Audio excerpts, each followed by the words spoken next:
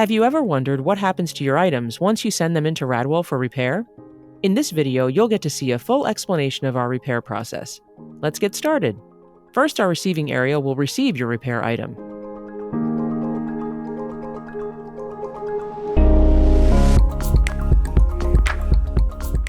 Our receiving department will then scan all documentation into our computerized tracking system.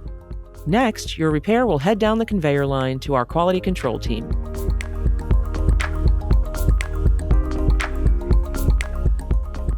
Here, our quality control team will give a free repair evaluation. Once they diagnose your unit is repairable, our service writers will contact you for pricing approval. After pricing is approved, your unit will head over to our repair technicians. Once your repair reaches our production floor, a team leader will assign it to one of our skilled technicians. The repair technician will inspect, isolate, and troubleshoot the repair for any signs of defective components. If defective components are discovered, new ones will be ordered and replaced.